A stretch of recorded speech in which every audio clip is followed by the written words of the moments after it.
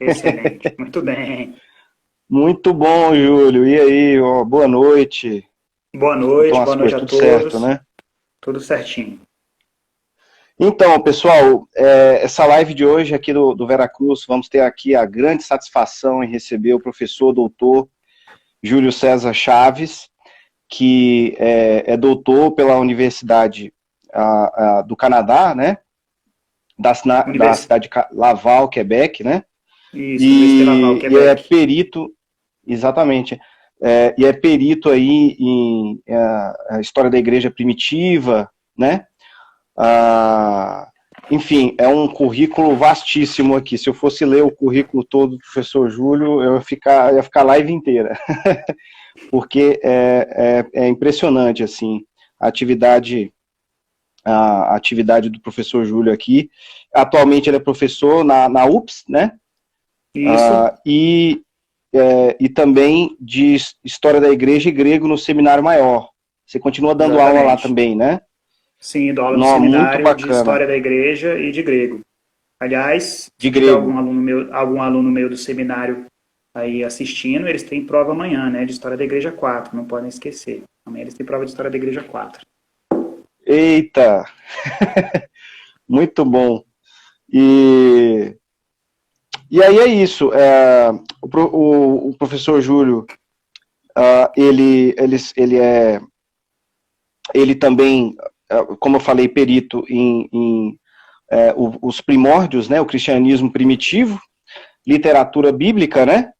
E principalmente apócrifos, apócrifos do Novo Testamento, enfim. Mas basicamente hoje a gente vai falar sobre a Inquisição, né? E é um assunto que eu acho que é importantíssimo a gente tratar aqui, né? Porque dada a confusão que nós temos hoje, essa confusão maluca de tantas informações de um lado, de outro, enfim. E aqui a gente vai ter essa grande oportunidade, né, de esclarecer várias coisas com o professor Júlio sobre a Inquisição. E aí é isso. Se você quiser falar alguma coisa, Júlio, sobre aí a apresentação que eu fiz, da sua, enfim, do que você já fez na área da história, se quiser acrescentar mais alguma coisa. Não, acho que está ótimo isso aí que você falou. Eu estudo história da igreja, história do cristianismo primitivo, né? Minha especialidade mesmo é a história do cristianismo primitivo, mas eu dou aula de história da igreja, né? Dos 2000 anos de história da igreja. Então a Inquisição acaba sendo um dos assuntos com os quais eu trabalho, né? Já estudei, já dei aula sobre Uhum, isso, né? Então é um uhum. assunto com o qual eu já tive contato, digamos assim, né? Então, como é um E eu assunto recomendo bastante muito. polêmico, perdão, pode falar.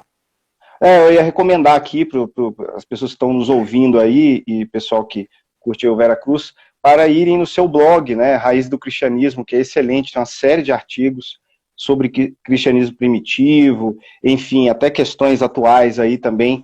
De vez em quando você comenta que tem a ver com a história da igreja, Sem você sempre dúvida. comenta, né? Porque sempre soltam em alguma coisa, um jornalismo meio maluco aí o professor Júlio vai lá e esclarece várias questões relacionadas. Então, vale a pena. Raízes do Cristianismo. A gente até, o Fred já fez um story hoje sobre o seu blog. É só vocês clicarem lá que vocês vão ter acesso. Mas então, vamos abordar hoje a Inquisição, né? E aí eu começo perguntando por que é importante a gente estudar a Inquisição. Eu Olha, acho que essa A Inquisição é um episódio, digamos assim, muito importante, muito significativo na história da Igreja e, consequentemente, na história do Ocidente, né? Mas, ao mesmo uhum, tempo, é um episódio, digamos assim, cercado de lendas, cercado de falsas informações. Eu acho que poucos assuntos, né, relacionados à história da Igreja são tão mal tratados por aí, né?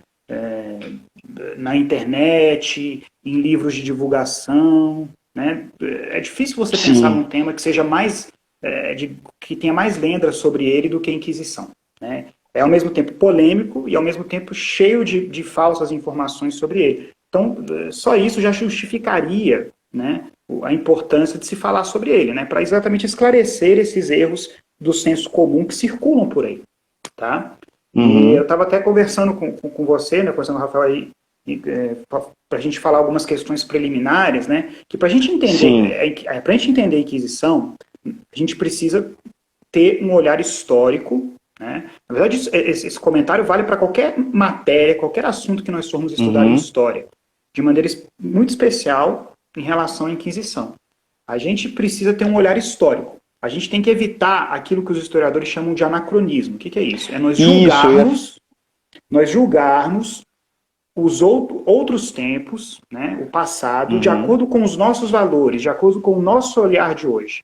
Né? Então, se a gente quiser ter um entendimento justo da Inquisição, ou de qualquer outro episódio do passado, a gente tem que fazer um esforço para entender esse episódio e para julgar esse episódio com a mentalidade da época, e não com a nossa mentalidade de hoje. Então isso é fundamental. A gente só consegue entender a Inquisição se a gente tiver isso em mente. Né? E aí... Exatamente. E é isso que eu queria te perguntar, porque o pessoal tem muita dificuldade em entender o que é o anacronismo, porque todo lugar que a gente vai, a gente vê o pessoal cometendo erros do anacronismo e não entendem que as palavras, a mesma palavra, tem um significado diferente em determinada época. Eu queria que você explicasse, assim, o pessoal entender mesmo, né, o que é o anacronismo. O anacronismo é exatamente isso. O anacronismo é você julgar eventos históricos, feitos históricos, fatos históricos, com o olhar de hoje, né, com os valores de hoje, né? Olha, quando a gente julga a gente analisa um fato histórico, a gente tem que analisar o contexto daquele fato, né? Por que aquele fato aconteceu? Como as pessoas daquela época pensavam e reagiam em relação àquele fato? Só assim a gente vai conseguir entender aquele fato. A gente não vai, se a gente julgar o fato de 1.500 anos atrás com a nossa mentalidade de hoje, né? A gente não vai ter uma justa não vai ser um julgamento justo. A gente não vai conseguir entender. Né? Então, isso é algo que a gente precisa fazer em relação a qualquer evento histórico. Né? De maneira especial em relação à Inquisição. E aí eu já emendo falando o seguinte, olha, a Idade Média Europeia, na Idade Média Europeia, a Igreja, ela tinha uma importância fundamental. A Igreja era o laço de união da Europa medieval. Era a única coisa que mantinha a Europa medieval unida. Porque a Europa medieval, ela nasce a partir do desmembramento do Império Romano do Ocidente. A ruína do Império Romano do Ocidente é a origem da Europa medieval. Né? Então você tinha um Império Romano do Ocidente unido, né? Com uma mesma língua, uma mesma economia, uma mesma moeda, certo? Um mesmo sistema político, um mesmo sistema jurídico, e num espaço de algumas décadas, tudo isso acaba, tudo isso rui, e aquele Império Romano unificado dá lugar a vários reinos bárbaros pequenos, muito menores, né? E com isso a gente caminha para o chamado sistema feudal. Né? Então, a Europa feudal, a Europa medieval, é uma Europa fragmentada, não existe unidade. A única coisa que garante a unidade da Europa feudal é o quê? É o cristianismo, a igreja. Todos esses feudos, cada um que se autogovernava, cada um com a sua língua, cada um com suas próprias leis. Qual era a única coisa que mantinha esses pequenos feudos unidos? A igreja, o cristianismo. Então, na Idade Média, uma ameaça à unidade da igreja não era só uma ameaça à unidade da igreja, era uma ameaça à unidade da Europa. Né? A hierarquia da igreja, os padres, os bispos, né, era uma hierarquia que se fazia presente em toda a Europa. Tá? Então, ameaçar a igreja, ameaçar o cristianismo, era ameaçar a civilização europeia. Certo? Então a gente precisa entender isso. A primeira coisa que a gente precisa entender para a gente fazer um julgamento justo da Inquisição. Certo? Bom, então o que acontece aqui? Bom, sempre existiram heresias. Né? Desde lá do começo do cristianismo você já tem várias heresias. Né? O que são heresias? Uma heresia, né, é uma negação consciente e reiterada de uma verdade de fé. Quem é o herege? O herege é alguém que nega um dogma, tendo consciência de que aquilo é um dogma, e ele faz isso reiteradamente. Não adianta só ele fazer uma vez e voltar atrás e falar, eu falei bobagem aqui e me arrependi. Né? Não, ele faz isso reiteradamente. Né? Ele mantém a posição dele. Então sempre existiram heresias. Então existiram heresias na Idade Média também. Né? Existiram heresias na Idade Média. Às vezes a gente tem uma visão muito romântica da Idade Média. Eu até brinco, né, com meus alunos, eu falo, nem 8 nem 80. Né? A Idade Média nem foi uma idade das trevas, mas ela também não foi a maravilha que as pessoas pensam, que tudo era maravilhoso. Não, existiram heresias. E a igreja passou por problemas sérios na Idade Média, teve que enfrentar hereges, teve que enfrentar o Islã. Né? Então, as heresias medievais, elas eram uma ameaça à unidade da igreja. Logo, elas eram uma ameaça à unidade da Europa.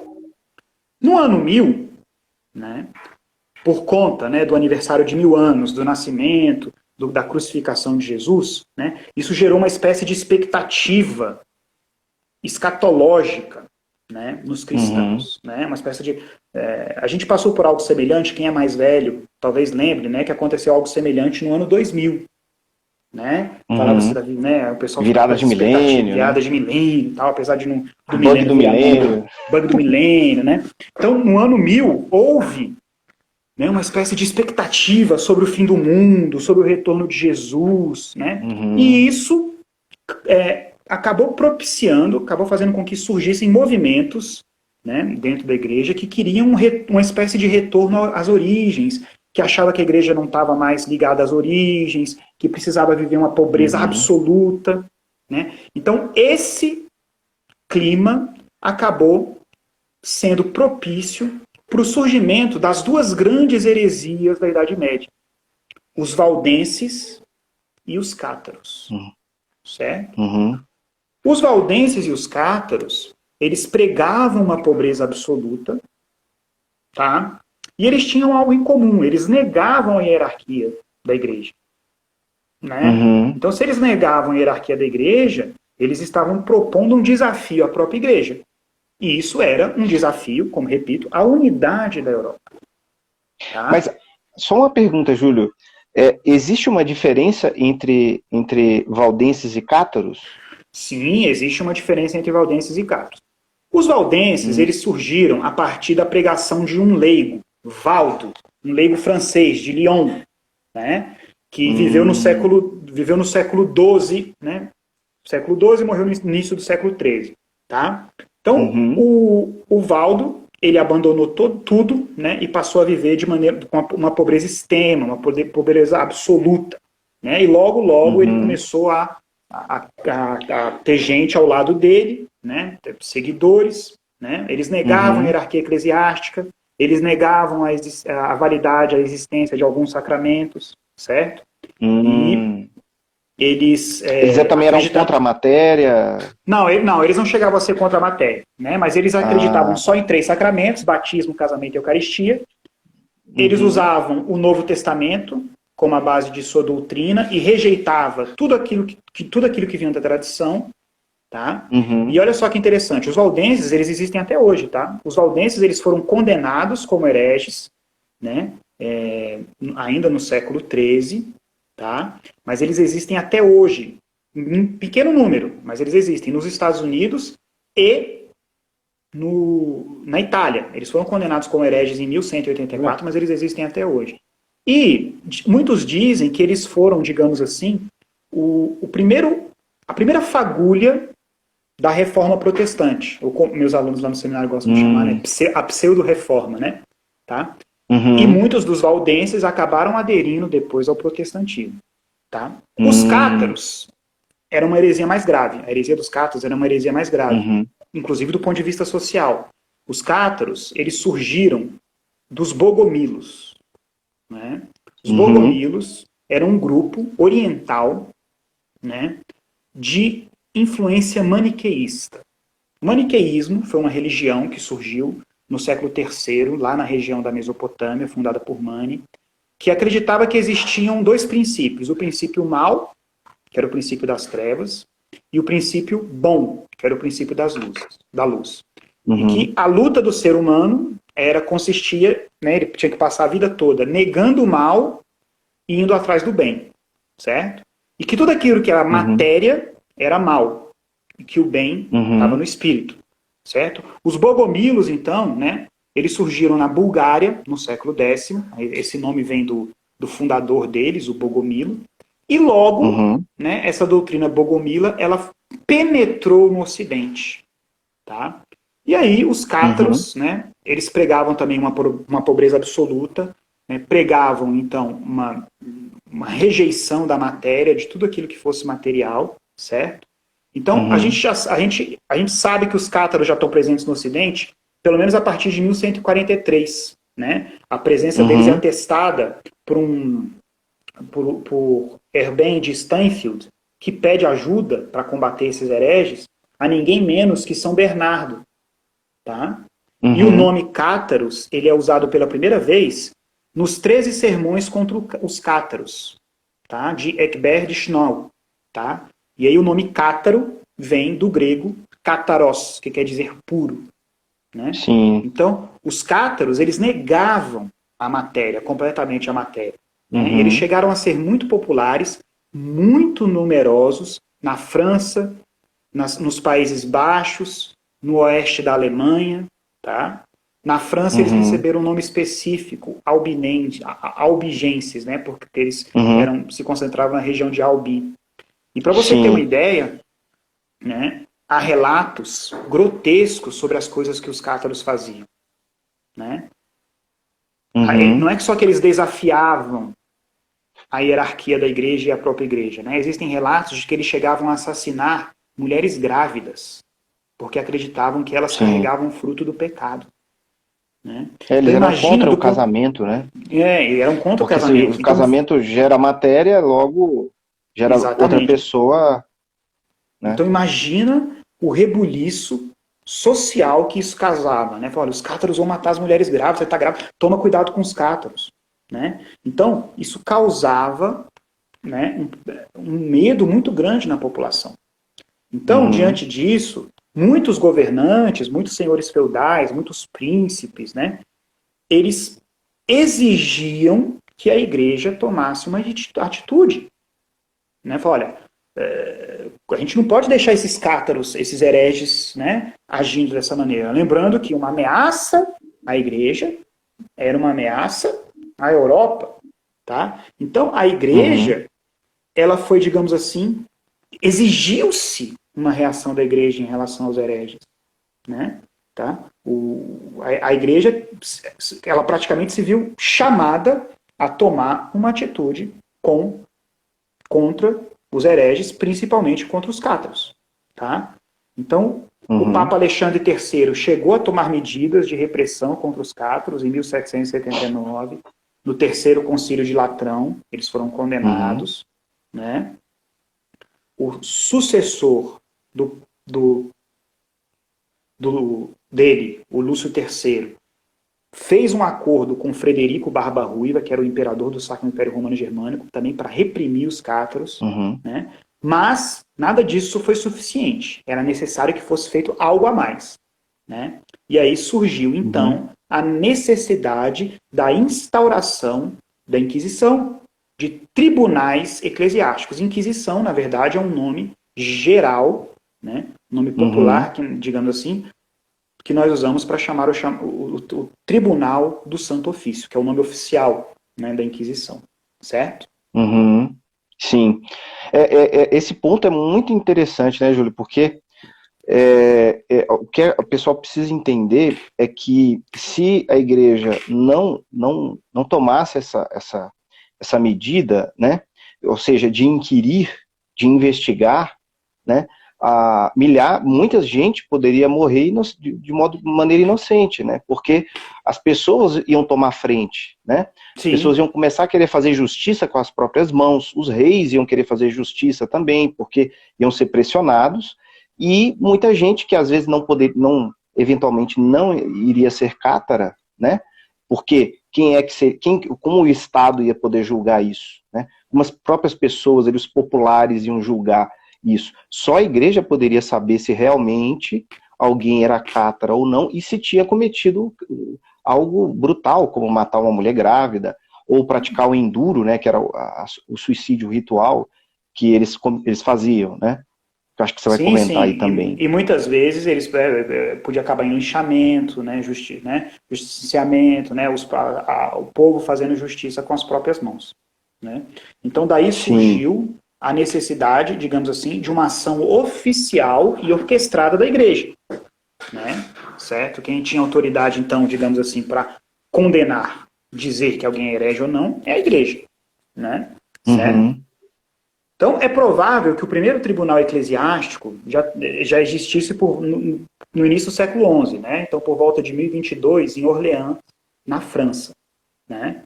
Uhum. Mas, no século XII, entre 1183 e 1184, por conta da heresia dos cátaros, tá?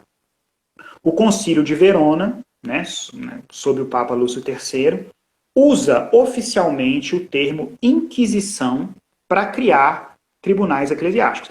Inicialmente, esses tribunais eclesiásticos eles eram locais e eles não eram perenes, ou seja, eles eram criados de acordo com a necessidade local de se inquirir, de se instaurar um inquérito para se investigar uma heresia ou para se investigar hereges. No início, eles eram locais, tá? Só que esses tribunais inquisitoriais locais, eles estavam sob o comando dos bispos, eles funcionavam regionalmente, tá? Agora, apesar da existência desses tribunais regionais, a heresia dos cátaros continuou crescendo, continuou prosperando, tá? Eles Uhum. chegaram a contar com o apoio da nobreza. Olha só, eles chegaram a contar com o apoio da nobreza feudal. Né? É famoso o episódio do apoio de Raimundo VI, conde de Toulouse.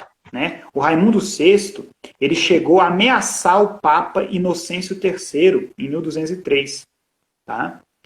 Então, diante da ineficácia desses tribunais eclesiásticos regionais, o Papa Gregório IX, que era sobrinho do Uhum. Inocêncio III, instaurou oficialmente a Inquisição Pontifical, em 1230, 1231. Então a gente Uhum. pode dizer que o Tribunal do Santo Ofício, que a Inquisição foi oficialmente inaugurada pelo Papa Gregório IX em 1230, Uhum. 1231. Né? Repito, como uma Uhum. resposta da Igreja a todo a esse clamor popular e da própria nobreza para resolver o problema dos cátaros. Né? Aí no Uhum. início, né, os trabalhos inquisitoriais foram delegados principalmente aos dominicanos, tá?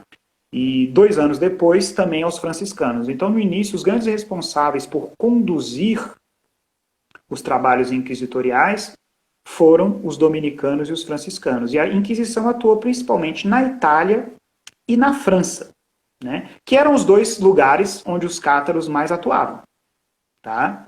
Uhum. Você quer fazer alguma pergunta? Posso continuar? Como é que é? Quer fazer Não, uma não, colocação? Fica à vontade. não, não, pode continuar. Não, é porque isso aí você está dando muitos detalhes assim, interessantíssimos, né?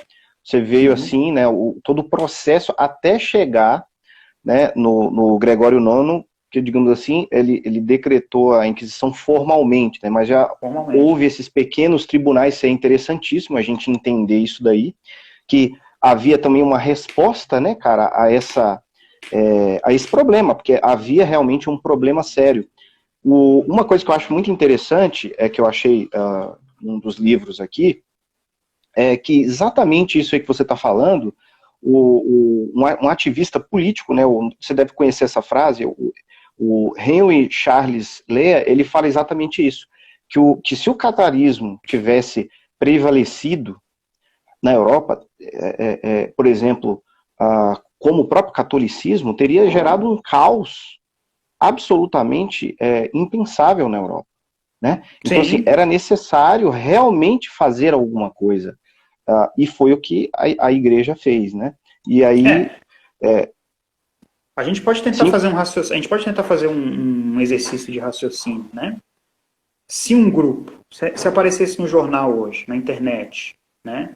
No Jornal Nacional, no G1, no Twitter, um relato de um grupo, de uma seita, que assassinava mulheres grávidas, ou que praticavam suicídios rituais, qual seria a nossa reação? A gente acharia isso normal? A gente acharia isso aceitável? Ou a gente ficaria indignado? A gente ficaria horrorizado? A gente exigiria que as autoridades tomassem uma atitude enérgica? Qual seria a gente pode fazer esse exercício. Qual seria a nossa reação? A nossa reação, obviamente, seria a segunda. A gente ficaria, num primeiro momento, a gente ficaria horrorizado, chocado, mas a gente exigiria que as autoridades tomassem as medidas cabíveis e que a punição fosse exemplar. Então é isso que acontecia, né? Diante de todo o problema, toda a convulsão social causada pelos cátaros, exigiu-se que a igreja fizesse algo, né? Então a igreja, né, tentou, primeiro com tribunais locais, e acabou instaurando um tribunal oficial para lidar com essa questão, certo? E aí, agora, entra numa questão... Pode falar. Eu não sei se você já vai falar agora, mas eu queria, porque aí a gente entra num ponto fundamental, já que a gente está fazendo esse exercício, né, de tentar entender o que acontece. Eu queria que você comentasse, não sei se você vai comentar agora, ou se está preparando uma coisa, sobre a noção de pena, né? A noção de pena que nós temos hoje, né? E a noção de pena que havia na Idade Média. Que é muito interessante isso. Isso é muito importante, isso é muito importante. Hoje, quando alguém comete um crime, né, e a pessoa é condenada por esse crime, qual a pena que a pessoa recebe por esse crime? Privação da liberdade. Ela fica presa, certo? Ela é privada da sua liberdade. Ela vai para uma prisão, ela vai para um presídio, ela fica lá o tempo necessário na prisão, no presídio. A pena que nós aplicamos hoje é a privação da liberdade. Mas isso é algo recente na história da humanidade. Até pouco tempo atrás, até mais ou menos o século XIX, né, as penas não eram entendidas como privação de liberdade. A prisão era somente preventiva. Prendia-se o suspeito, a pessoa que ia ser julgada, para evitar que ela fugisse. A pena era física. Ou multa. A pessoa podia ser multada, ela podia perder os bens dela, ou ela podia receber uma pena física. Ela podia ser levar chibatadas, chicotadas, ela podia ser torturada, ela podia ser queimada, né? Então, essa era a noção de pena que se tinha até mais ou menos o século XIX, certo? Desde a antiguidade até mais ou menos o século XIX. Isso não é uma peculiaridade, uma particularidade da Idade Média, tá? Em casos graves, até a pena de morte. Né? Então a gente tem, por exemplo, vamos citar um exemplo famoso aqui, Sócrates. Sócrates foi condenado à morte. Né? Outro exemplo famoso, o próprio Jesus. Jesus foi condenado à morte. Certo? Então essa era a noção de pena que se tinha, que se teve em grande parte da história da humanidade. Né? Hoje a gente fala, o cara tem que ser preso, ele vai pagar pelos crimes que ele cometeu. O que a gente pensa? Ele tem que ser preso, ele tem que ser privado da liberdade. Mas não era assim que se pensava até 200 anos atrás, mais ou menos. Desde o Código Hammurabi até o século XIX, né? Sim, né? Exatamente. Havia a pena física, né? Sim. Agora, uma coisa importante a gente falar, o Tribunal do Santo Ofício, a Inquisição, era um tribunal eclesiástico. Ele cuidava de questões relativas à igreja. Logo, né, geralmente, eram aplicadas penas eclesiásticas, penitências, certo? O Tribunal do Santo Ofício foi criado não para julgar questões civis ou questões penais comuns. Né? O cara roubou, ele vai ser julgado pela Inquisição. O cara matou, ele vai ser julgado pela Inquisição. Não. O Tribunal do Santo Ofício ele foi criado para julgar questões religiosas, questões que estavam dentro da alçada da igreja, tá? Então, inclusive, muitas vezes, né, a igreja, inclusive, não julgava, por exemplo, pagãos, pessoas que não eram cristãos, por acreditar que aquelas pessoas estavam fora da sua alçada, tá? Então, e isso aí é importante, já exclui os judeus, porque os judeus não são católicos. Sim, num primeiro momento exclui-se os judeus, né? No primeiro momento exclui-se os judeus. Né? Então, olha só que interessante. O que acontecia? A pessoa era julgada, certo? Se ela era condenada, ela pagava geralmente com penas eclesiásticas, uma penitência pública, né, algo do gênero. Tá? Ela podia admitir que era herege e se arrepender. Tá? Se ela voltasse a ser acusada de heresia, ela era considerada reincidente. O termo correto era relapso. Tá? Então, essa primeira fase que você comentou é a fase dos penitentes, né? Sim. Durava ali 15 a 30 dias, não é isso? Sim. Então, a pessoa, ela era depois, ela podia ser julgada novamente, se ela voltasse a cair em heresia, né? Se ela voltasse a ser considerada herege, certo? Aí ela era considerada relapsa. Né? Então, relapsa. Ela era declarada anátema e era excomungada. Certo? Então, a excomunhão era uma censura eclesiástica inapelável. Então, a partir do momento que ela era excomungada, ela não fazia mais parte da igreja. Então, a igreja perdia a autoridade sobre aquela pessoa. A igreja perdia a jurisdição sobre aquela pessoa. E aí o que acontecia? A partir do momento que a igreja perdia a jurisdição sobre aquela pessoa, a pessoa caía no braço do poder civil. Secular. Do poder secular. E era o poder secular que aplicava a pena capital. Era o poder secular, não era a igreja, era o poder secular que aplicava a pena de morte. Então a pena de morte só era aplicada, via de regra, a relapsos. E que, por serem relapsos, já estavam fora da alçada da igreja. Inclusive, né, quem inventou a pena, a famosa pena da morte na fogueira, foi o Frederico II, o imperador do Sacro Império Romano Germânico. Né? Tá? Para ser aplicada contra hereges relapsos. Então, quem aplicava a famosa pena de morte, que se atribui à Inquisição erroneamente? Não era a igreja, era o braço secular. Certo? Tá? A igreja falou, olha, o cara, ele é herege, a gente já deu uma chance para ele se emendar, ele não quer, né? Então nós não podemos fazer nada, ele está fora da nossa alçada. Ele é reincidente. Ele é reincidente. Aí ele é reincidente, provavelmente não fez qualquer coisa, fez algo grave, né? Provavelmente. E é legal você falar da pena de morte, porque pelo que eu já li, existem variações, né? Porque geralmente se fala da Inquisição e lembra da fogueira. Mas existia como era o braço secular que aplicava a pena, havia o quê? Maneiras diferentes de se executar essa pena, como decapitações na Inglaterra, a Alemanha parece que era forca. Então isso variava, né? Sim, variava. Existiam várias tipos de penas de morte ao longo da história de maneira geral, né? Sem dúvida nenhuma, claro, variava, né? E, bom, outra coisa importante que a gente tem que citar, né, é que, para se tiver alguém aí da área do direito, né, alguém que estudou história do direito, é que a Inquisição, né, apesar da fama ruim que ela tem, a Inquisição foi, na verdade, uma evolução no processo penal da história da humanidade.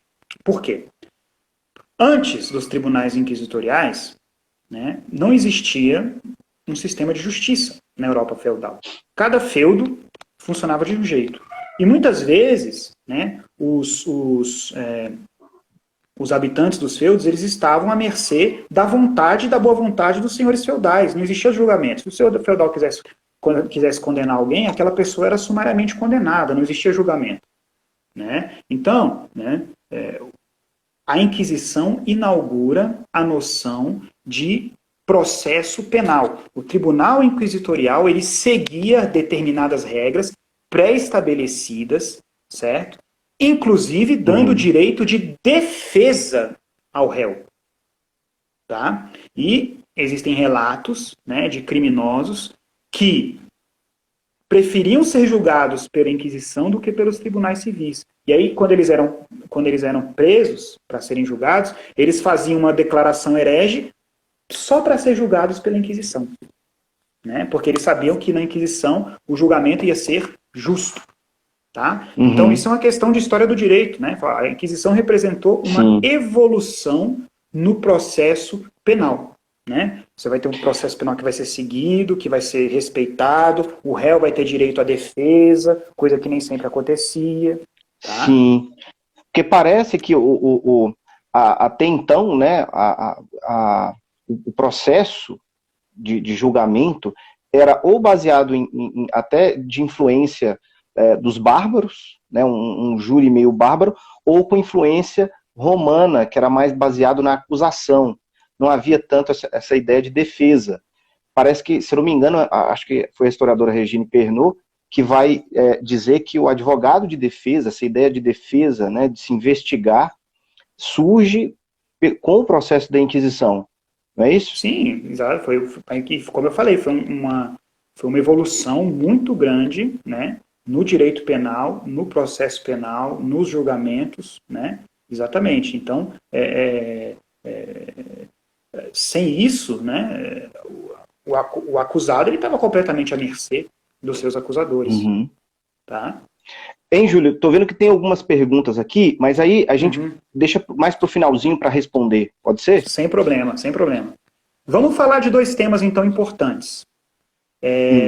Vamos falar, então, que a gente tinha combinado, né? Antes, eu queria antes da gente falar desses dois temas, vamos falar, então, da Inquisição Espanhola e vamos falar da caça às bruxas. Mas antes da gente falar da Inquisição Espanhola e da gente falar da caça às bruxas, eu queria só citar alguns dados aqui para vocês, né?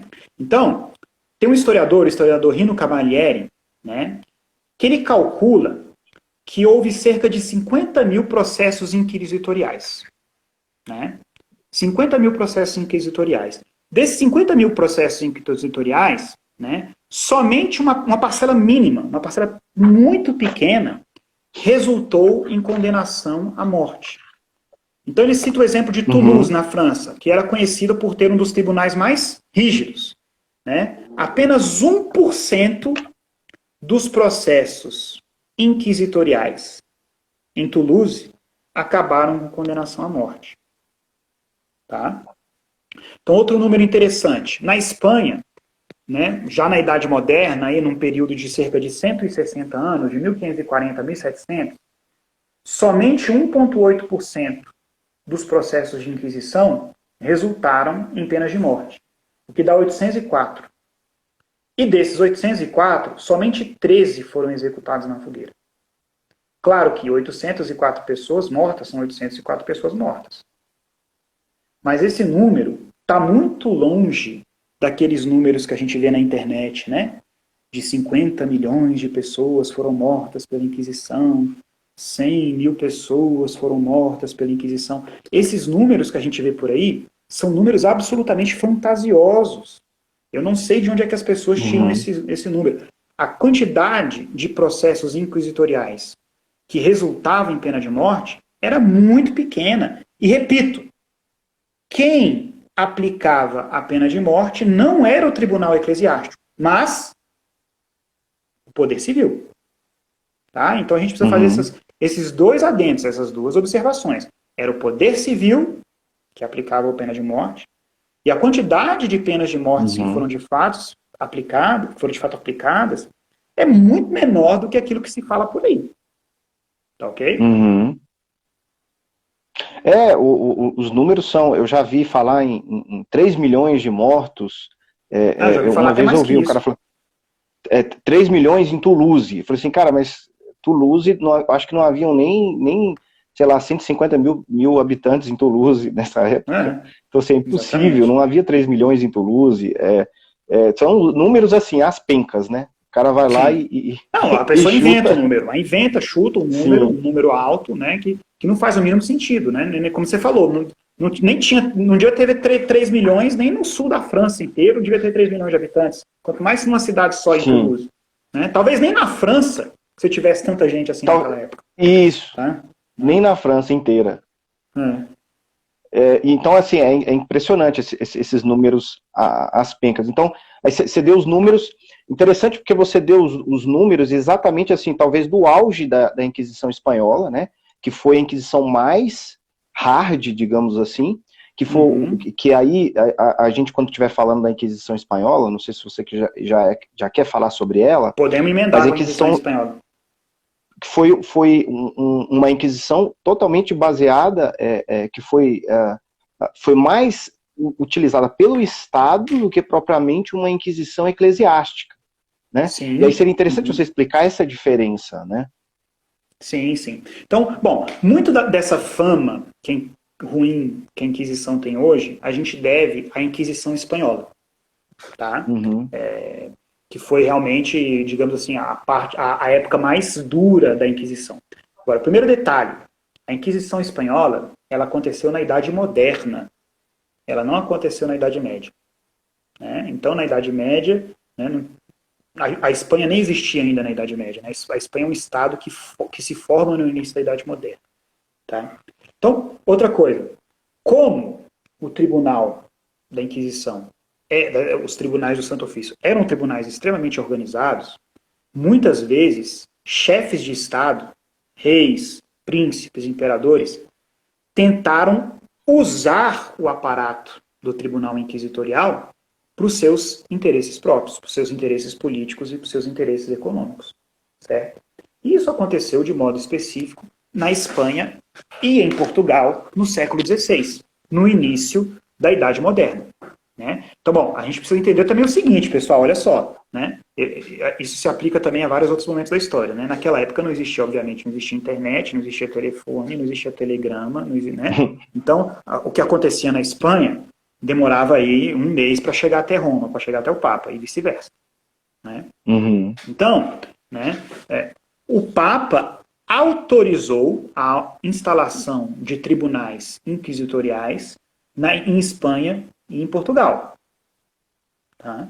Mas, logo, logo, esses tribunais, eles fugiram do controle papal e passaram a ser controlados, certo? Pelas coroas de Espanha e Portugal.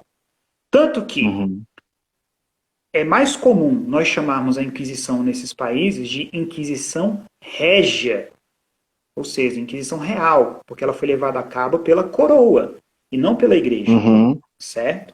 Então, outra coisa que a gente precisa levar em consideração é que os estados de Portugal e Espanha, eles tinham acabado de se formar, principalmente a Espanha, né? A Espanha que nós conhecemos hoje, tá? Ela está completa em 1492, quando o último reduto muçulmano ali na Granada, retomado, né? Granada é retomado pela Espanha, certo?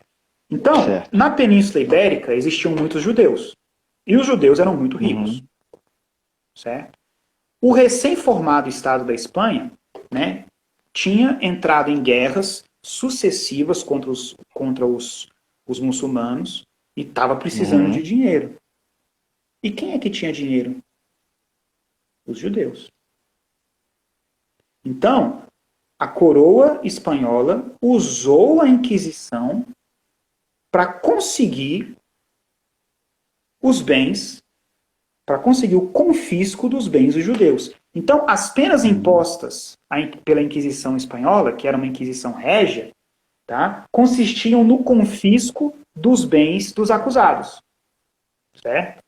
O que era de interesse dos reis da Espanha, Isabel e Fernando II. Tá? Então, calcula-se... É interessante entender isso, né? A Espanha, que estava se formando na Era Moderna, vai ser unificada com Fernando e Isabel, né? Isso. E aí vai ser ali que eles vão expulsar os últimos redutos muçulmanos ali na região de Granada, em 1492. Então, havia uma série de coisas acontecendo, né? A Espanha nunca foi unificada assim. Então, assim, até para o Papa, quando Fernando de Aragão casou com Isabel, foi um alívio, porque havia uma série de conflitos ali, né? Exatamente, havia uma série de conflitos entre os antigos reinos, né, da Espanha. Inclusive, até hoje, né, essa unidade espanhola, ela é frágil, né? A gente vê aí, você vê os catalães querendo independência, os bascos querendo independência, né? A unidade espanhola, ela nunca foi uma unidade muito forte, né? Então, mas enfim, a coroa espanhola precisava de dinheiro, precisava de bens. E quem tinha dinheiro, quem tinha bens? Eram os judeus.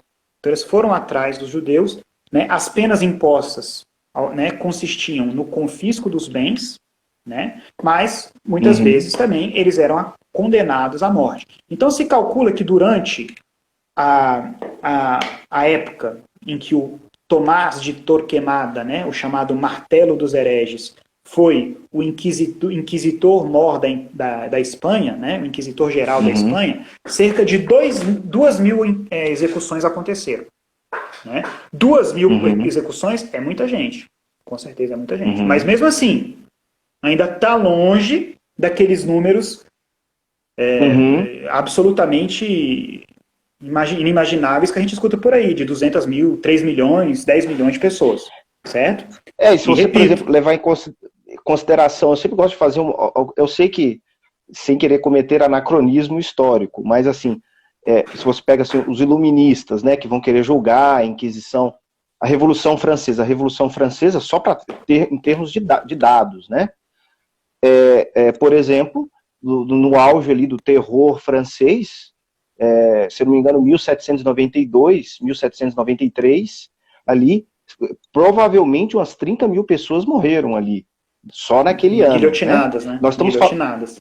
Guilhotinadas, de 30 mil a 40 mil, né, são o que os historiadores comentam. Mas você veja, ali foi um ano. É um ano. Aqui nós estamos vendo, assim, pelo menos uns 2 séculos de Inquisição. Né?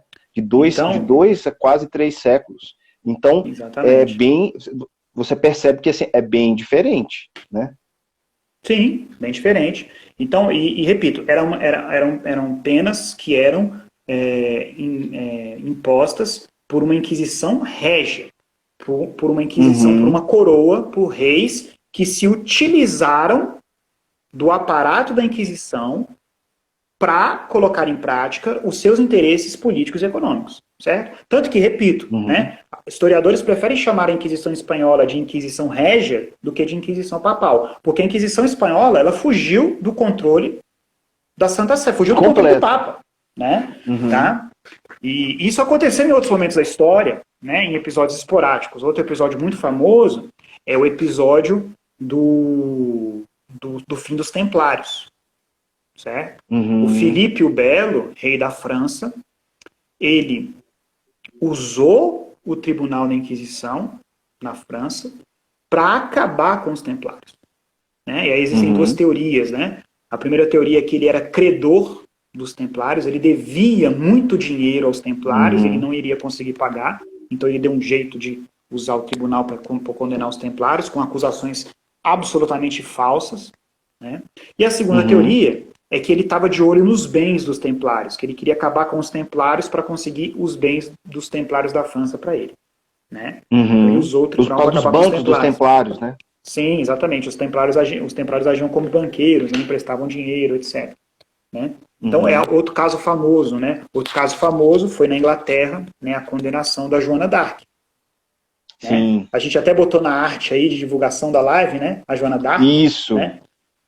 Bom, a Joana d'Arc, ela foi canonizada e é hoje a padroeira da França. Né? E ela foi canonizada, inclusive, rapidamente depois, né? Não foi uma coisa assim, não durou tantos anos depois. Não, eu não sei, eu acho que ela demorou um pouco para ser canonizada, mas aí eu vou ficar devendo essa informação, teria que conferir, eu não sei. Mas eu acho que durou um pouco mais de tempo, foi um pouco depois, mas enfim, depois a gente pode conferir. Mas é interessantíssimo você comentar aí do processo da Joana d'Arc, porque muita gente acha que foi a igreja, e não foi. Foi um caso desse também, muito, muito específico, onde o Estado, né, os ingleses, eles se reuniram justamente porque viam a Joana d'Arc com uma ameaça e armaram a casinha para cima dela, digamos assim. Sim, exatamente. Mas, né? A morte, a condenação da Joana d'Arc, ela acontece ao final da Idade Média, no contexto da chamada Guerra dos 100 Anos, né? Que foi uma guerra que durou, que a gente chama de Guerra de 100 Anos, mas que durou mais de 100 anos, uma guerra entre a Inglaterra e a França. Né? E a Joana d'Arc, num determinado momento da guerra, ela assumiu um papel de liderança da França, quando a França estava sem líder. Né? E ela foi capturada, né? E como ela tinha se tornado um ícone, né, da França na guerra, né, a Inglaterra, digamos assim, mexeu seus pauzinhos, usou o aparato da Inquisição para condená-la à morte. Né? Então foi uma condenação política, né, que usou do aparato do Tribunal do Santo Ofício para que ela fosse condenada como herege, certo? Como relapsa, entregue ao braço secular para ser executada.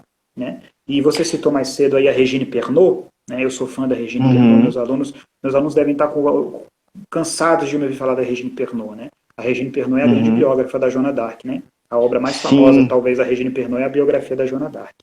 Né? Vamos falar um pouquinho agora da Caça às Bruxas, que senão acaba a live e a gente não falou da Caça às Bruxas, né? Sim.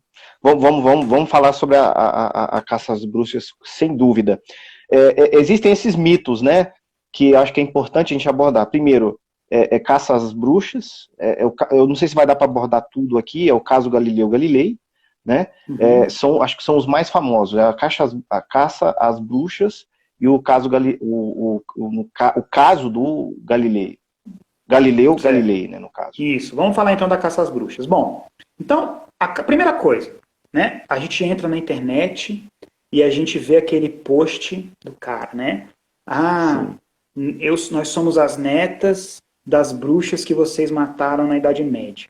Né? Aí fala, a igreja com a Inquisição matou 50 milhões de bruxas na Idade Média. Isso é mentira. Tá? A caça às bruxas é um fenômeno da Idade Moderna. Não é um fenômeno da Idade Média. Primeira coisa. Tá? Vamos lá, a Regine Pernot de novo. Vou citar a Regine Pernot, a grande medievalista Regine Pernot. Ela diz que apesar de haver bruxaria na Idade Média, a posição da igreja, né, em relação à bruxaria era de ignorar. Né? A bruxaria é superstição, né, algo que deve ser ignorado. Tem aquela famosa declaração, né, do abade de Chartres, né, o João de Salisbury, né, no século XII, que ele fala que o melhor remédio contra a bruxaria é simplesmente não prestar atenção a essas loucuras. Né? Então, olha, a mulher acha que é bruxaria? Então, né? Tá?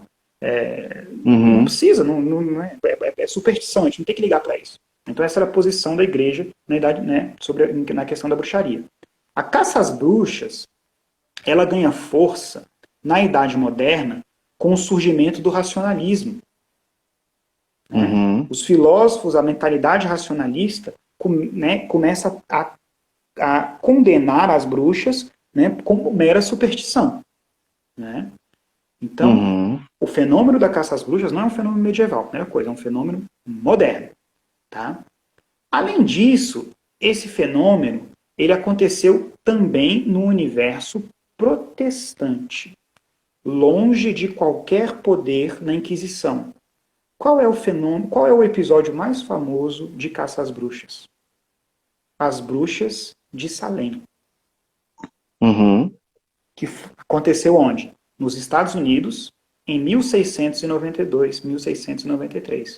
Aconteceu em Massachusetts, ou seja, uma colônia inglesa protestante, longe da alçada da Igreja Católica, e na Idade Moderna, não aconteceu na Idade Média. Né? Parece que tem até série agora, filme sobre Bruxas de Salem aí no Netflix. Comentário. Eu não tenho Netflix, eu não assisto, então não sei, mas alguém comentou comigo, né? Então, eu também não sei. Né? Comentem aí, pessoal, se tiver. É o episódio mais conhecido, então não tem nada a ver com a igreja e nem com a Idade Média. Né? Então, agora, é bem provável, né, que muitas mulheres que fossem consideradas bruxas, né, não fossem bruxas de verdade. Né?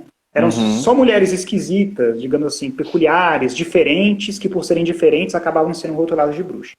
Né? Mas existiam sim mulheres que praticavam bruxaria. E algumas mulheres que praticavam bruxaria, né, faziam coisas execráveis, faziam coisas reprováveis, faziam rituais de necromancia, ofereciam sacrifícios humanos. Tá? Então, eu até botei lá no meu Instagram hoje, né, uma foto do francês Henri Boguet.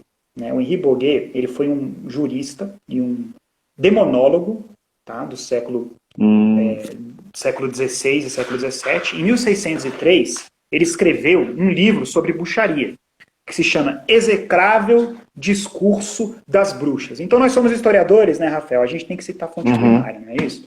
O nosso trabalho se baseia em fonte primária, né? A gente mata a cobra e mostra o pau. Né? A gente não sai por aí fazendo afirmação de internet sem ter base, é ou não é? Né? Então a gente tem que mostrar a fonte primária. Né? Então, nesse execrável discurso das bruxas, de 1603, o Henri Boguet, ele alega que havia bruxas que sacrificavam recém-nascidos, ofereciam recém-nascidos como sacrifício a Satã. Detalhe, esses recém-nascidos não podiam ser batizados. Tá? E elas matavam os recém-nascidos enfiando no cérebro deles uma espécie de alfinete. Né? A palavra que ele usa em francês é épingle. Né? É tipo aquela agulha zona de... Eu nunca lembro se é crochê ou tricô. Aquela agulha grande de crochê ou tricô. Né? Tipo né? E enfiava no cérebro, né, do bebê recém-nascido, matava o bebê e oferecia um sacrifício humano de um bebê recém-nascido a Satã. Né? Existem relatos, inclusive, de que elas engravidavam só para poder dar à luz ao bebê e oferecer o bebê em sacrifício. E aí eu te pergunto, e eu pergunto para quem está nos vendo aí, se aparecesse no jornal hoje o caso de uma mulher, né, que matou um bebê recém-nascido, enfiando uma agulha na cabeça dele para oferecer como sacrifício a Satã, qual seria a nossa reação?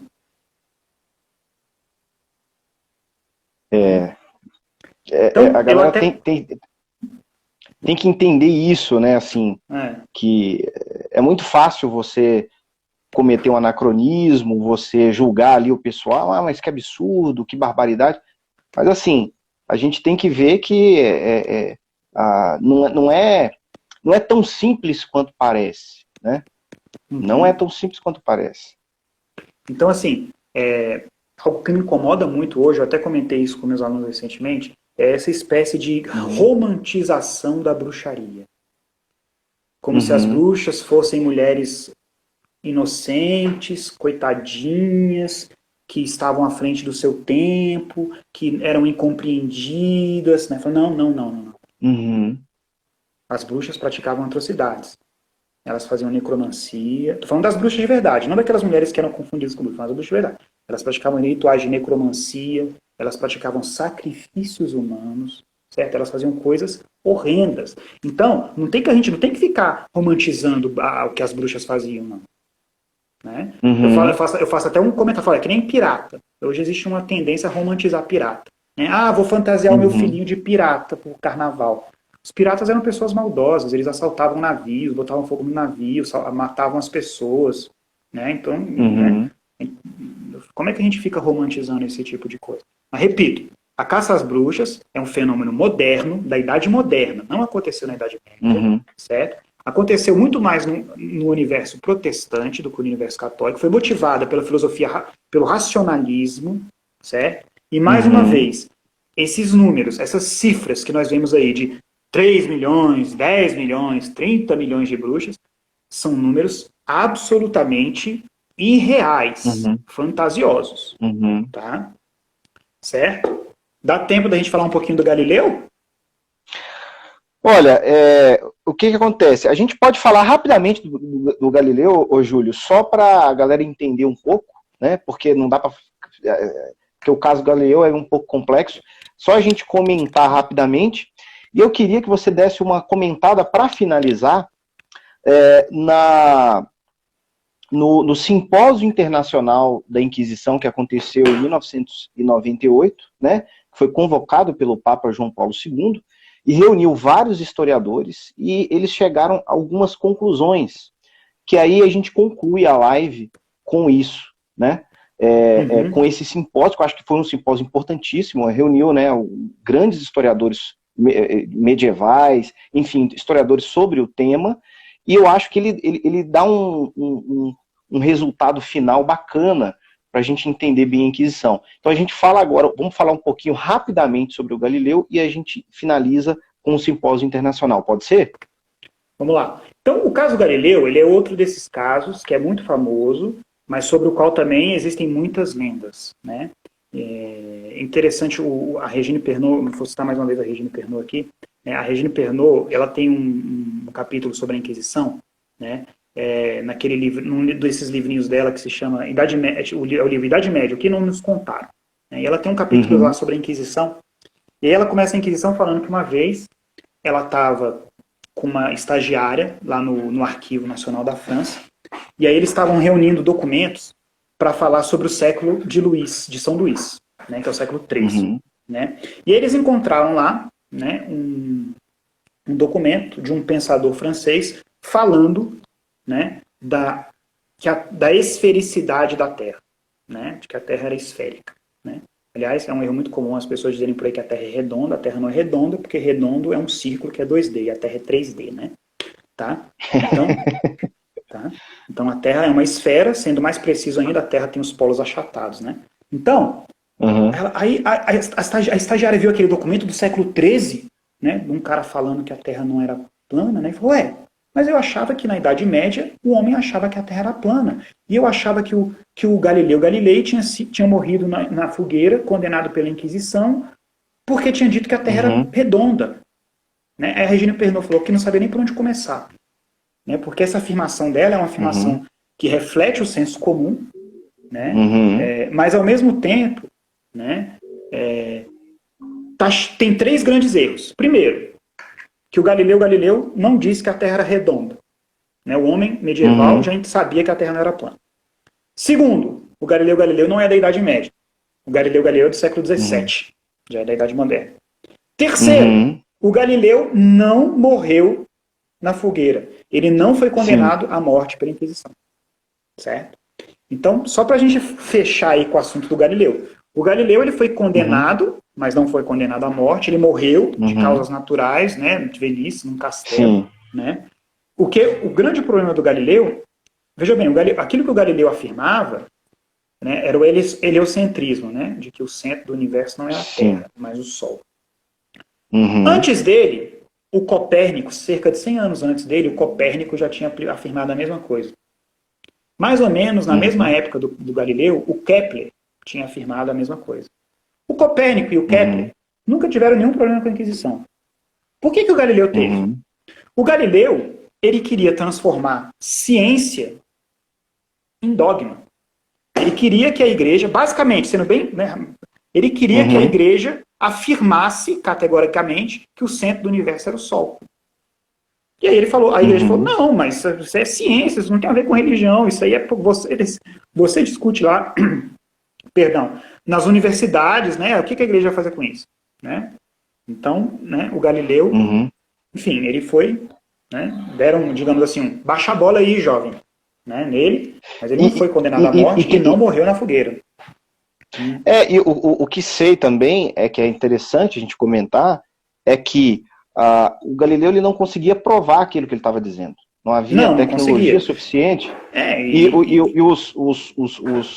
O clero, né? O clero eram cientistas também. Havia muita gente do clero que eram profundos conhecedores de astronomia e etc.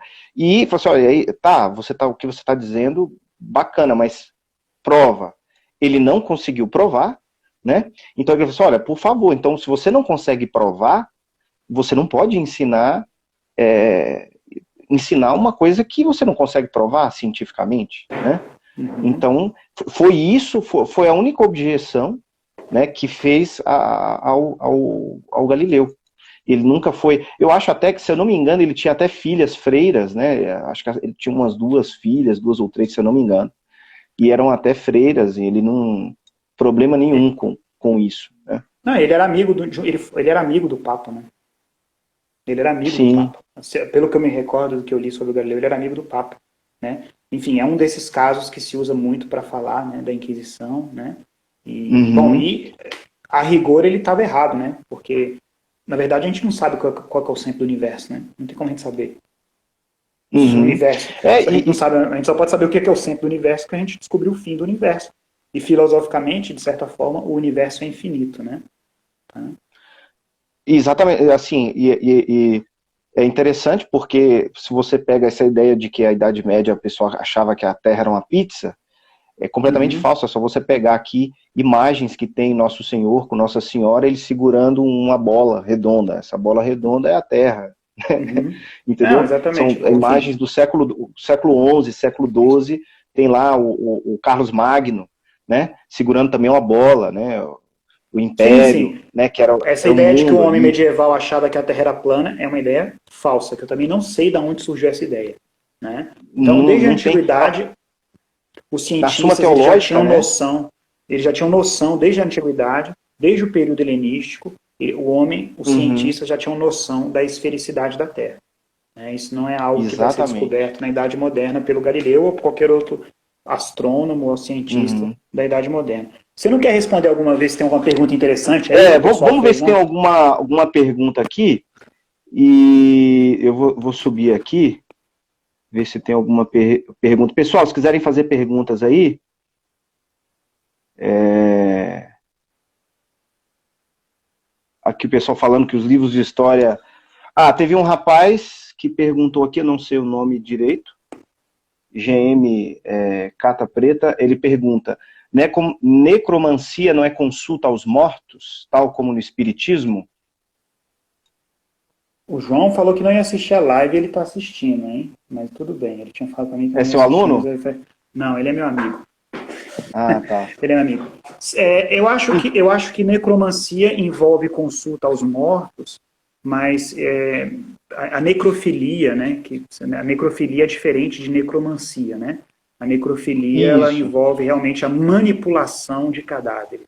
Né? A necromancia em Uhum. si seria somente a consulta. Você tem razão. Consulta. Necromancia em si seria a consulta aos mortos, né? A necrofilia que seria a manipulação de cadáveres, creio eu, Uhum. né? É uma questão aí de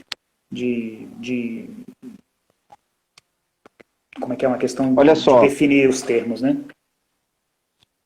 Já Ribeiro, ela pergunta: a Inquisição Espanhola julgou judeus saindo da regra de só julgar católicos? Logo, a Inquisição Régia influenciou isso? Sim, né? Exatamente, porque como a gente viu, né, o foco da Inquisição papal, o foco do Tribunal do Santo Ofício eram os católicos, que eram eles que estavam dentro da jurisdição da Igreja, certo? Então, quando a Inquisição espanhola ela começa a julgar os judeus, né, na verdade, o que vai acontecer? Ela vai arranjar uma desculpa para considerar os judeus hereges, certo? Por não Uhum. aderirem ao catolicismo. Mas é uma desculpa, né? Porque eles não eram católicos, só pode ser herege alguém que é católico. Né? Se a pessoa não é católica, ela não pode ser herege. Sim. Né? Tá? Mas enfim, sim, mas é uma característica específica da Inquisição espanhola e da Inquisição portuguesa, tá? Dessas Inquisições Uhum. ibéricas, que, repito, fugiram do controle do poder papal e que estavam sob a influência direta das coroas dos respectivos países. Tanto que nós chamamos de Inquisição Régia. Tá? Uhum. Ah, olha aqui, eu acho que tem uma pergunta aqui. Igor Viana. Estou no 8º período do curso de licenciatura em História. O tema do meu TCC é justamente sobre a Inquisição Católica. E mesmo dentro da universidade temos uma visão distorcida sobre a Inquisição. O Igor, é realmente complicado. Se o Júlio quiser comentar alguma coisa sobre isso. Olha, quando eu fiz a minha graduação na Universidade de Brasília, eu não tive muito problema com isso, não. Né? Eu acho que os Uhum. professores com os quais eu tive aula, mas aí já tem um tempinho, eu não vou dizer quantos anos tem que eu já terminei minha graduação para não denunciar a minha idade, mas já tem um tempinho já. Né? E Uhum. eu não tive problemas com isso, não. Eu acho que a minha professora de, de Idade Média, que está lá na UNB até hoje, os meus professores de Idade Média Uhum. foram dois. Foram o Celso, que, segundo ouvi falar, ele acabou de se aposentar, né? E a Uhum. professora de medieval que eu tive, como é que era o nome dela? Esqueci o nome dela, que ela trabalhava com iconografia medieval, Rafael, você lembra o nome dela? Ai, meu Deus, como é que é o nome dela? Esqueci. E Enfim. é uma portuguesa? Não, ela é brasileira. Enfim, esqueci o nome dela. Como é que eu posso descrever? Mas, enfim, ela era boa Não professora, sei. É né? porque eu Ela estudei no não... FG, né? Eu não estudei Ah, aqui. Eu eu não estudei no sabe, UFG. eu não lembro o nome dela agora, mas enfim, ela era uma boa professora, ela não, né, ela tinha essa noção realmente, né, ela evitava Uhum. anacronismos, ela tinha essa noção de se tentar entender a Idade Média pela mentalidade. Eu não cheguei a ter problemas com isso, não, na graduação. Eu tive problemas com outras coisas, né? Mas exatamente com isso, não. Eu acho que no tocante à Idade Média foi tranquilo, né? Questão de. Uhum. Agora, existe, é claro que existe um anticlericalismo assim que paira Uhum. sobre a universidade de maneira geral, no curso de história não é diferente, Uhum. tá? Uhum. Mas assim, eu acho que poderia ter sido pior, digamos assim. Eu já escutei relatos de lugares piores, né? Tá? Tem uma pergunta aqui do Pablo Fernandes. Ele pergunta: os julgados pela Inquisição Espanhola não eram judeus convertidos ao catolicismo, mas ainda assim mantinham rituais judaicos? É Sim, acho interessante que esse. algumas das acusações que se faziam eram essas, né? De que eles eram convertidos e de que, mas que eles não tinham se convertido direito, né? Que eles não tinham de fato sido Uhum. que eles tinham se convertido só exteriormente, né? E Uhum. que essa conversão não era verdadeira, que eles tinham se convertido somente para poder ter os benefícios de católicos, para poder permanecer. No caso, por exemplo, da coroa do Império Português, né, eles eram obrigados, eles tinham duas opções: Uhum. ou eles deixavam qualquer território português, o que incluía os territórios coloniais, os territórios ultramarinos, ou eles se Uhum. convertiam ao cristianismo, né? Tanto que eles receberam o nome de cristãos novos, né? Então, e era uma acusação que se fazia mesmo a eles, é de que eles tinham se convertido somente para poder ter os benefícios dos cristãos, né, mas que no Uhum. fundo eles continuavam sendo judeus, né? Continuava com os rituais e tal. Sim. E para finalizar, então, já que a gente já avançou bem aqui na live, o Igor Viana ele pergunta: o senhor poderia citar algumas referências para que eu possa utilizar nesse trabalho acadêmico? Bom, se você quiser fazer um trabalho geral sobre a Inquisição, eu acho que o melhor livro em português é o livro de um professor de História do Direito, né? Que é o Bernardino, né, que se chama Inquisição em Seu Mundo. Deixa eu pegar o livro aqui. Aí, ó, pronto. Esse aqui, A ó. Inquisição em Ó, Seu tá Mundo, aqui, é ó. esse aí, tá? Vocês vão estar vendo Você ao vai... contrário, mas é esse. É esse, exatamente. Aí vocês, dependendo porque se você falar, fazer algo, digamos assim, geral sobre a Inquisição. Agora, se você for escolher um tema mais específico, aí você teria que ir atrás de bibliografias mais específicas. Por exemplo, se você for falar da Inquisição em Portugal, aí você vai ter que ir atrás de livros Uhum. específicos sobre a Inquisição portuguesa. Se você for falar da Uhum. Inquisição medieval, você vai ter que ir atrás de livros específicos sobre a Inquisição medieval, certo? Sobre a Inquisição na Uhum. Itália, na França, sobre as origens da Inquisição. Aí depende do que você vai falar, né? Mas eu acho que o livro do Bernardino é uma boa introdução ao tema, tá? Uhum. Eu acho que e ele cita outras referências bibliográficas também. Se você já Uhum. tiver um assunto, se você tiver já avançado, você pode inclusive consultar as atas do colóquio sobre a Inquisição que o Rafael falou mais cedo aí, né? Do simpósio sobre a Inquisição, né? Que foi aí, digamos Isso. assim, tutelado pelo João Paulo II. Não deu tempo da gente falar aqui, né? Sim. O João Paulo II chegou a abrir o arquivo do Vaticano, né? Para os Uhum. historiadores, né, para que eles tivessem acesso às atas Uhum. inquisitoriais, né? Então você pode tentar consultar as aulas do Simpósio Internacional sobre as Inquisições, né? Só que aí já é Uhum. uma literatura mais especializada, né? Não é uma literatura, digamos assim, de introdução ao tema, né? Inclusive, pegando o gancho aí, os historiadores que participaram desse simpósio, alguns nem católicos eram, né? Uhum. Uhum. E olha, para introduzir, eu acho até o livro que você citou, que é do Rino Camilleri, que é esse para introduzir, para você que está começando aí a estudar a Inquisição, é fantástico, porque ele é bem resumido, né? Isso. Bem E tem o livro da Regine resumidinho, Pernod bem. também. Tem Tem o livro. da Regine Pernod, que se chama A Idade Sim, Média, o que não nos contaram. E aí tem um capítulo lá sim. sobre a Inquisição. Tá? Deixa eu pegar ele aqui, eu tenho aqui, tá, peraí. O Rafa mostrou os dois, eu vou mostrar o outro, peraí. Enquanto você vai lá, eu vou fazer aqui merchan, tá? Só lembro aqui uma cruz, a catequese dos Aqui, ó. bárbaros. Aqui, ó. A Isso. Inquisição é o que não nos ensinaram, se chama. E aí tem aqui um capítulozinho sobre a Inquisição, certo? Que se chama... Cadê? O Index Acusador é o nome do capítulo. Também é uma boa introdução. Eu sou suspeito para falar da Regine Pernod, eu gosto muito dela, sou fã dela, então. Eu também sou fã da Regine, eu acho ela demais. Uma das maiores medievalistas que eu conheço. Sem dúvida. Mas aí a gente já vai indo para o final da live, né? E eu até queria agradecer profundamente, Júlio, foi fantástico mesmo, viu?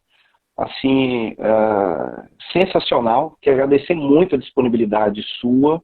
E eu já quero antecipar que eu gostaria de fazer mais lives, tá? Sobre o cristianismo primitivo, sobre, enfim, o tema que você quiser tratar aqui. O Veracruz está sempre aberto aí para qualquer assunto, porque foi sensacional, gostei demais mesmo, viu, Júlio? E agradecer profundamente aí pela disponibilidade, viu? O prazer foi meu e estou sempre à disposição. Aqui, antes da gente encerrar, só queria fazer um momento merchan, que quando você foi buscar o livro eu queria fazer, é que o Veracruz a gente está promovendo aí em dezembro uma catequese que a gente filmou. Tá eu, o Fred, o Pablo, amigo meu, bem simples, rápida e objetiva. Quem quiser, a gente vai disponibilizar no Telegram, tá? 100% gratuito, 100% online. E se vocês que querem, por favor, sigam a nossa página, que a gente vai dar as informações para vocês acessarem lá o Telegram. Nós vamos disponibilizar essa catequese, são 33 vídeos, Idade de Cristo, curtos, de 5 a 7 minutos, expondo o catecismo da igreja. Toda a doutrina está lá, né? Foi o menor vídeo, um máximo de profundidade que a gente conseguiu. Está sensacional e a gente aguarda todos vocês lá. É isso, muito obrigado, Júlio, e boa noite. Até a próxima live, eu quero fazer mais, hein? Está à disposição, quando vocês quiserem. Okay? Isso, muito obrigado mesmo, viu? Boa noite e fiquem com Deus. Tchau, pessoal. Boa noite. Até a próxima. Até a próxima.